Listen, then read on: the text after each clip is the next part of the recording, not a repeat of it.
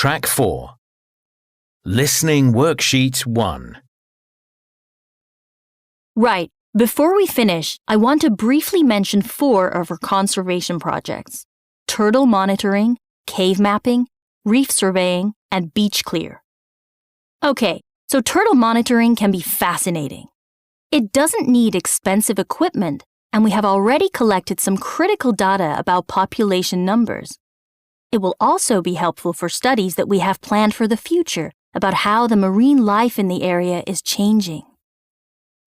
With cave mapping, we are creating accurate and detailed maps of the local underwater system. It's not a quick process, especially as some of our technology is a little out of date, but it's worthwhile nevertheless. Next, there's reef surveying. It used to be controversial among local experts, but thankfully, that's been resolved. Most surveys are done by divers using the latest specialist equipment to determine the health of the coral ecosystem. Finally, we have beach cleaning. You'd think it would take ages. We've 10 miles of beach to clear of plastic and litter which marine mammals can get caught in. But its popularity amongst our volunteers means that isn't the case.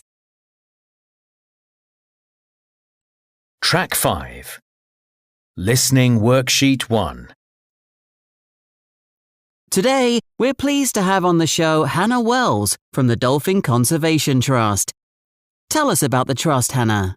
Well, obviously, its purpose is to protect dolphins in seas all around the world. It tries to raise people's awareness of the problems these marine creatures are suffering because of pollution and other threats.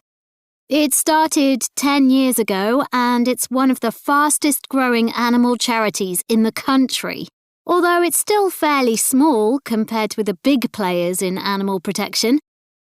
We are particularly proud of the work we do in education. Last year, we visited a huge number of schools in different parts of the country, going round to talk to children and young people aged from 5 to 18. In fact, about 35% of our members are children. The charity uses its money to support campaigns, for example, for changes in fishing policy and so forth. It hopes soon to be able to employ its first full-time biologist with dolphin expertise to monitor populations. Of course, many people give their services on a voluntary basis, and we now have volunteers working in observation, office work, and other things. And I believe you've recently won an award. Yes, we were really pleased to win the award from the Charity Commission last year for our work in education. Although it's not meant an enormous amount of money for us, it has made our activities even more widely publicised and understood. In the longer term, it may not bring in extra members, but we're hoping it'll have this effect. Is it possible to see dolphins in UK waters? I've heard you can see them in Scotland. Yes, we have a big project there. This has long been a haven for dolphins because it has very little water traffic. However, that may be about to change soon because companies want to increase exploration there. We're campaigning against this because, although there'll be little pollution, exploration creates a lot of underwater noise. It means the dolphins can't rest and socialise.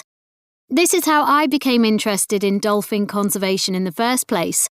I had never seen one, and I hadn't been particularly interested in them at school. Then I came across this story about a family of dolphins who had to leave their home in the Moray Firth because of the oil companies, and about a child who campaigned to save them. I couldn't put the book down. I was hooked. I'm sure our listeners will want to find out what they can do to help. You mentioned the Adopt a Dolphin scheme.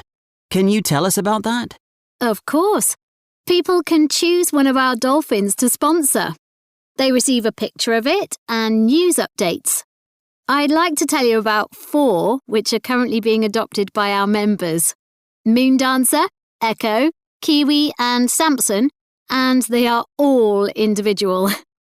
First, there's Moondancer, not the most active of the group.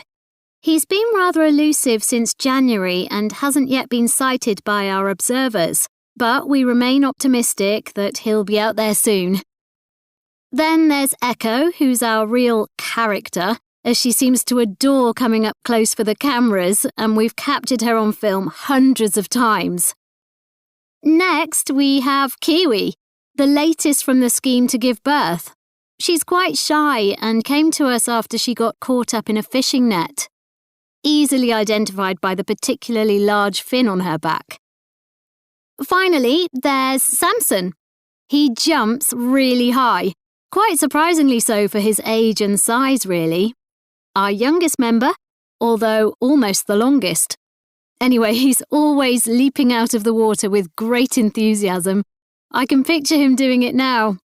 Yes, they're all very different. Well, they sound a fascinating group.